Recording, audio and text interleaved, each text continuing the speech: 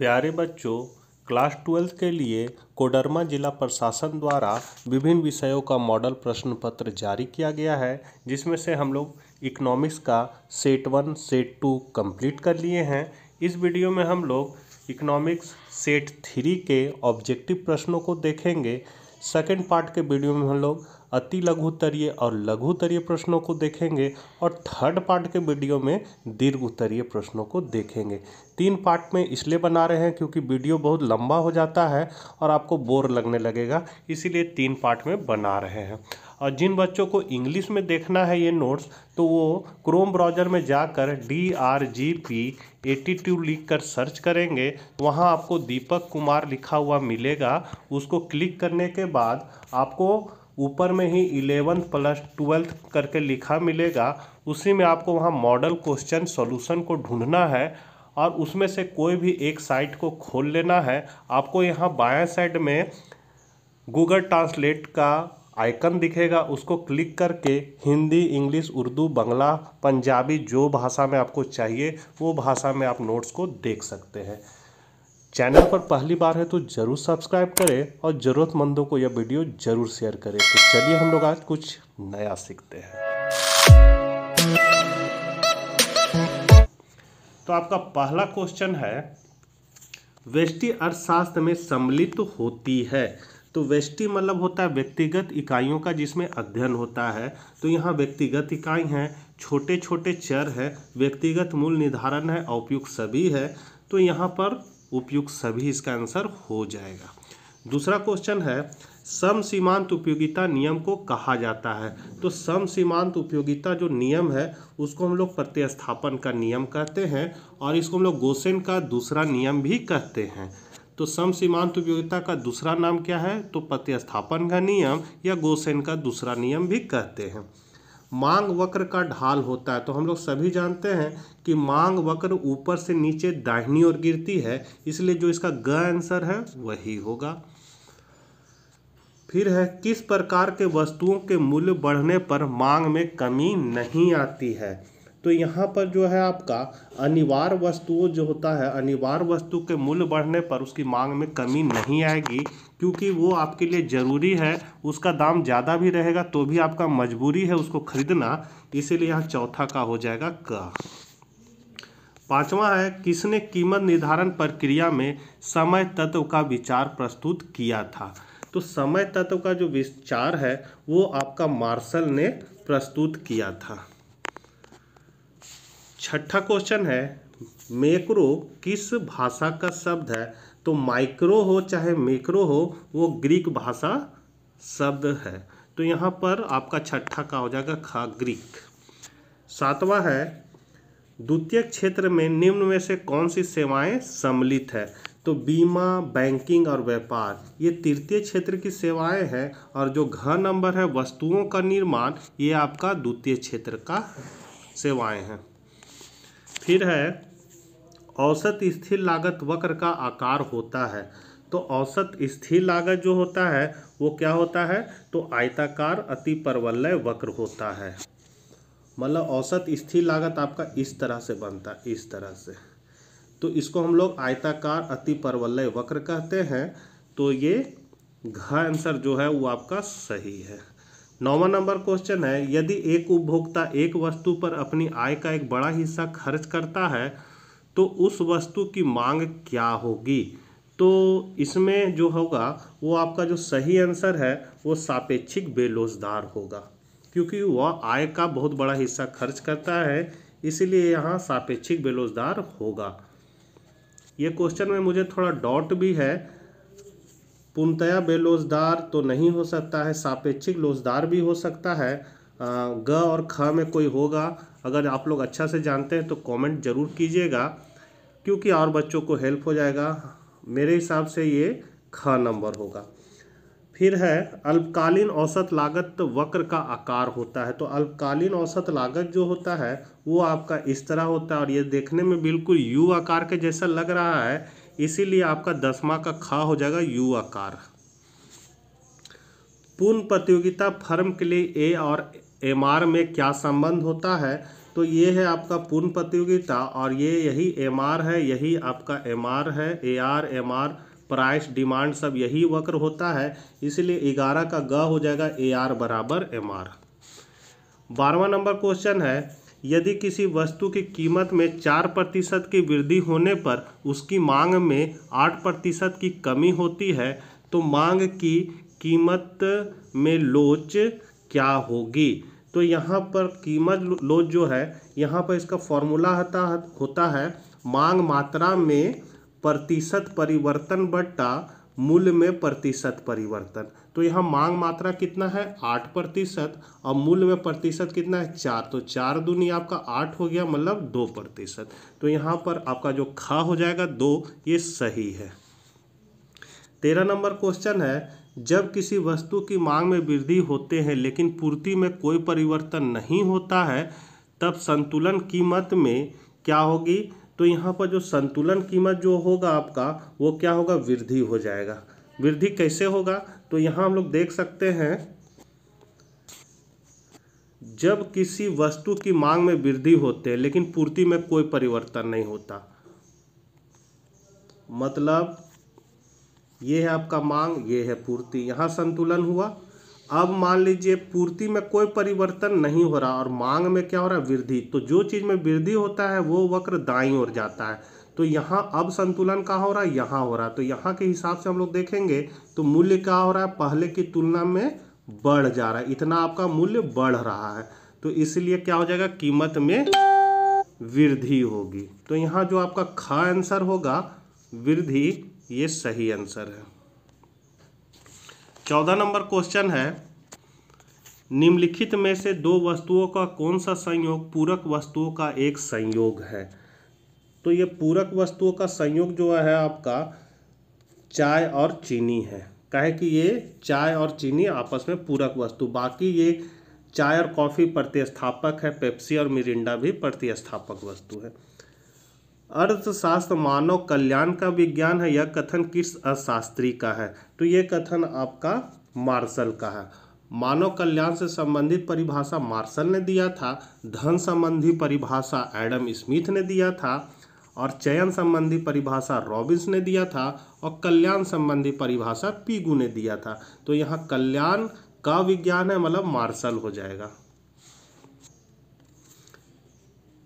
किस प्रकार की अर्थव्यवस्था में संसाधनों पर सरकार तथा निजी व्यक्तियों दोनों का स्वामित्व होता है। तो ये जो होता है आपका दोनों का जब स्वामित्व होगा, इसका मतलब वो है मिश्रित अर्थव्यवस्था। तो 16 का आपका हो जाएगा ग, मिश्रित अर्थव्यवस्था। फिर है, नीचे दिए गए एक फर्म के लिए सीमांत आगम अनुसूची से वस्तु की 5 इकाई उत्पादन से कुल आगम क्या होगा। कुल आगम मतलब होता है TR। TR क्या होगा, तो TR का फॉर्मूला होता है सिग्मा MR। सिग्मा MR मतलब सीमांत आय को अगर हम लोग जोड़ते जाएंगे तो आपका कुल आगम ज्ञात हो जाएगा। तो जोड़ दीजिए 10, 8, 18, 18 और 6, फिर 4 को जोड़िए, फिर 2 को जोड़िए, काहे 5वां इकाई तक पूछ रहा है, तो सबको हम लोग जोड़ेंगे तो कितना आ जाएगा, 30 आ जाएगा। जोड़ के देख लीजिए 30 आ जाएगा। तो जो इसका 5वां इकाई पर कितना आंसर हो जाएगा, 30। कुल आगम कितना होगा, 30। TR बराबर 30। तो यहाँ 30 कहाँ पर है, ग नंबर में 30 है आपका, तो सही आंसर आपका हो जाएगा 30। 18 नंबर क्वेश्चन है, परिवर्तनशील अनुपात का नियम उत्पादन के कितने स्तर की व्याख्या करता है। तो जो परिवर्तनशील अनुपात का जो नियम होता है वो इस तरह होता है, ये आपका प्रथम अवस्था है, ये आपका दूसरा अवस्था है, और इधर आपका तीसरा अवस्था, मतलब प्रथम अवस्था, दूसरा अवस्था और तीसरा अवस्था। तो यहाँ पर कितनी अवस्थाओं को बता रहा है, तो ये 3 अवस्थाओं को बता रहा है, इसलिए 18 का हो जाएगा ग 3। 19 नंबर क्वेश्चन है, पूर्ति का नियम को प्रदर्शित करता है। तो पूर्ति जो है सप्लाई होता है फंक्शन ऑफ पी के बराबर। पी मतलब मूल्य, जो पूर्ति है वो मूल्य पर निर्भर करता है। तो यहाँ पर जो आपका ग नंबर आंसर होगा वो सही है, लेकिन इसमें क्या किया है, टाइपिंग मिस्टेक है, यहाँ पर बीच में पी लिखना भूल गया। एस बराबर फंक्शन ऑफ पी इस तरह लिखाएगा तो आपका ग आंसर हो जाएगा। टाइपिंग एरर है, फिर है 20 नंबर, निम्न में से कौन सीमांत उपयोगिता को व्यक्त करता है। तो सीमांत उपयोगिता का जो फॉर्मूला होता है वो होता है MUN बराबर TUN माइनस TUN-1। तो इस टाइप का आपको कहाँ दिख रहा है, तो हम लोग देख सकते हैं क नंबर में इसी टाइप का आपको दिख रहा है फॉर्मूला। यहाँ पर थोड़ा सा टाइपिंग मिस्टेक है, इसको नीचे नहीं किया गया है। तो आपका जो सही आंसर है वो क्या हो जाएगा, क नंबर होगा, TUN माइनस TUN-1। तो 20 का हो गया क। 21 है, उस वक्र को क्या कहा जाता है जो समान उत्पादन करने वाले दो साधनों के विभिन्न संयोगों को दर्शाता है। तो यहाँ जो 21 का आपका हो जाएगा वो हो जाएगा सम उत्पाद वक्र। क्या होगा, सम उत्पाद वक्र। यहाँ भी टाइपिंग मिस्टेक है, मतलब मिस्टेक है, यहाँ हो जाएगा समोत्पाद वक्र, समोत्पाद वक्र, इस तरह होगा समोत्पाद वक्र। अगला है, राष्ट्रीय आय की गणना में निम्न में से किसे सम्मिलित किया जाता है। तो पुरानी वस्तु क्रय विक्रय नहीं होगा, मध्यवर्ती वस्तु का मूल्य भी नहीं शामिल होता है और हस्तांतरण भुगतान भी नहीं शामिल होता है, बल्कि उससे पुरानी वस्तुओं का जो कमीशन होता है वो शामिल किया जाता है। इसीलिए आपका 22 का हो जाएगा घ। फिर है, विदेशी विनिमय दर का निर्धारण होता है। तो विदेशी विनिमय का निर्धारण जो होता है वो मांग और पूर्ति की शक्तियों द्वारा होता है। तो यहाँ पर 23 का हो जाएगा घ। 24 है, निम्नलिखित में कौन सा कथन सही है। तो केंद्रीय बैंक देश का सर्वोच्च बैंक होता है, सही बात है। केंद्रीय बैंक पर सरकार का स्वामित्व होता है, मतलब वो सरकार का ही बैंक होता है, सही बात है। और केंद्रीय बैंक नोट निर्गमन करता है, मतलब नोट छापता है, सही बात है। तो सभी बातें सही है, तो उपयुक्त सभी घ आंसर हो जाएगा। 25 है, कीन्सियन विचारधारा के अंतर्गत आय के संतुलन का निर्धारण निम्न में से कौन है। तो केन्स के अनुसार जो आय का निर्धारण होता है वो होता है इस तरह, मतलब AD और AS जहाँ पर आपका बराबर होता है वहीं पर आय का संतुलन निर्धारित होता है। इसीलिए हम लोग कहेंगे ग आंसर, यहाँ पर A और B लिख दिया जबकि होना चाहिए क और ख दोनों। तो 25 का आपका हो जाएगा ग, क और ख दोनों, सामूहिक मांग और सामूहिक पूर्ति। फिर है, चार क्षेत्रीय अर्थव्यवस्था के चक्रीय प्रवाह में संतुलन के लिए निम्न में कौन सी शर्त है।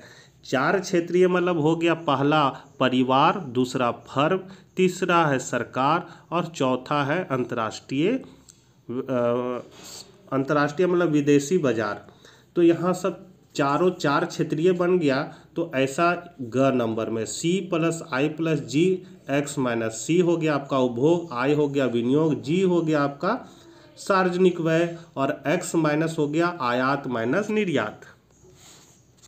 तो 26 का ग। 27 हम लोग देखते हैं, साधन लागत पर शुद्ध राष्ट्रीय, टाइपिंग एरर है, राष्ट्रीय उत्पाद यहाँ हो जाएगा, उत्पाद को क्या कहा जाता है। तो उसको हम लोग कहते हैं, 27 का क हो जाएगा राष्ट्रीय आय।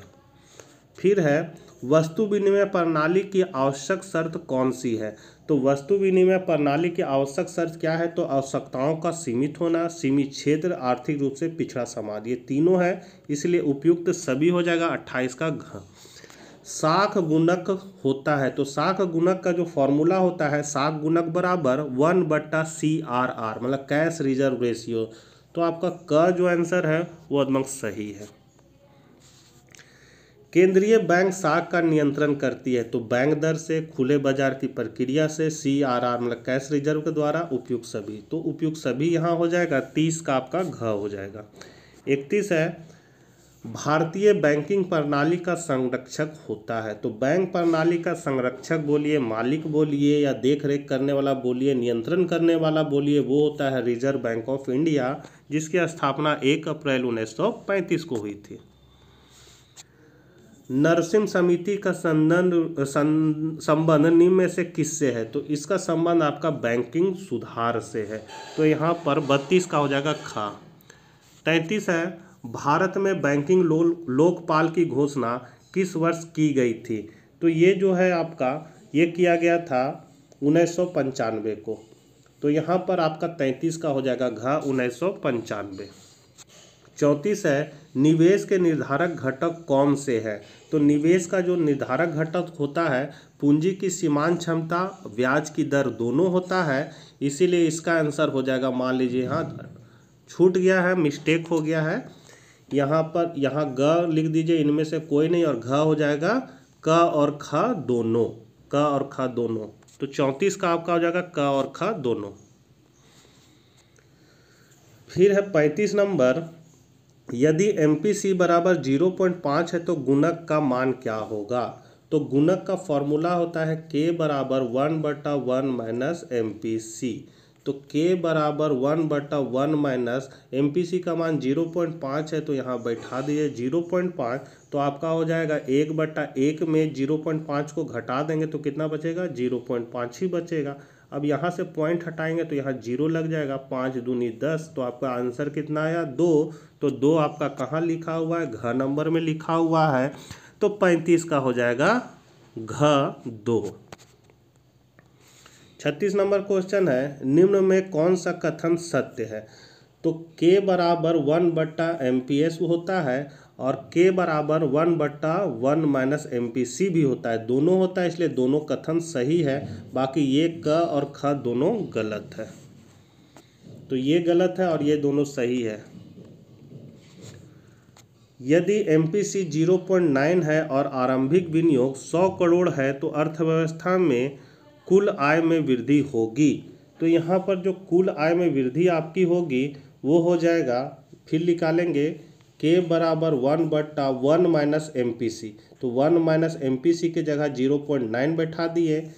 अब यहाँ पर हम लोग घटाएंगे तो 1/1 में 0.9 घटाएंगे तो 0.1 बचेगा, यहाँ से पॉइंट हटाएंगे तो यहाँ 0, तो 10/1 तो 10 ही आएगा। तो आपका कितना निकल गया, 10। अब हम लोग आय में वृद्धि निकालने का फॉर्मूला होता है डेल्टा वाई, मतलब ये आय में वृद्धि है, इसका होता है K डेल्टा आई, ये फॉर्मूला होता है। तो यहाँ पर हम लोग K का मान कितना निकला है, 10, और विनियोग कितना हो रहा है, 100 करोड़। तो गुना आय, मतलब आय डेल्टा आई जो है वो आपका 100 करोड़ है, तो यहाँ 100 लिख देंगे। अब इसको इससे गुना कर देंगे तो कितना आ जाएगा, मेरा 3 0 है, तो 1000, कितना 3 0 आ गया, मतलब 1000 करोड़ आ जाएगा, जो आपका कहाँ पर है ऑप्शन, यहाँ पर है ख नंबर। तो 37 का आपका हो जाएगा ख। 38 है, अतिरेक मांग उत्पन्न होने के निम्नलिखित में कौन से कारण है। तो अतिरेक मांग मतलब अधिक मांग होने के क्या कारण है, तो यहाँ पर हो जाएगा उपयुक्त सभी, मतलब जिससे पैसा आता है, जिससे पैसा जनता के पास टिकता है वो है सार्वजनिक व्यय में वृद्धि, मतलब सरकार खर्चा करेगा तो आदमी ही कमाएगा, देश का जनता कमाए तो जनता पास पैसा आएगा। मुद्रा की पूर्ति में वृद्धि, अर्थव्यवस्था में मुद्रा का पूर्ति ज़्यादा हो रहा है तो जनता पास ही पैसा जाएगा। और करों में कमी, मतलब सरकार अगर टैक्स कम कर दिया है तो भी जनता पास पैसा रहेगा, तो उससे वो अतिरेक मांग उत्पन्न होगा, इसलिए इसका घ आंसर हो जाएगा उपयुक्त सभी। 39 है, राजकोषीय नीति के, यहाँ के छूट गया, के अंतर्गत निम्नलिखित में किसे शामिल किया जाता है। तो यहाँ पर राजकोषीय नीति के अंतर्गत हम लोग क्या करते हैं, सभी को शामिल करें, उपयुक्त सभी हो जाएगा। और लास्ट ऑब्जेक्टिव क्वेश्चन है, विकासशील देशों के लिए कौन सा बजट सबसे उपयुक्त होता है। तो सबसे उपयुक्त जो होता है विकासशील के लिए घाटे का बजट, यहाँ भी टाइपिंग थोड़ा मिस्टेक है, इस तरह हो जाएगा घाटे का बजट, घाटे का बजट। तो 40 का हो जाएगा का। तो बच्चों ये थे 40 आपके ऑब्जेक्टिव क्वेश्चन, और जल्द ही हम लोग अति लघुत्तरीय और लघुत्तरीय प्रश्नों को नेक्स्ट वीडियो में देखेंगे। तो मिलते हैं नेक्स्ट वीडियो के साथ, तब तक आज्ञा दीजिए, बाय बाय।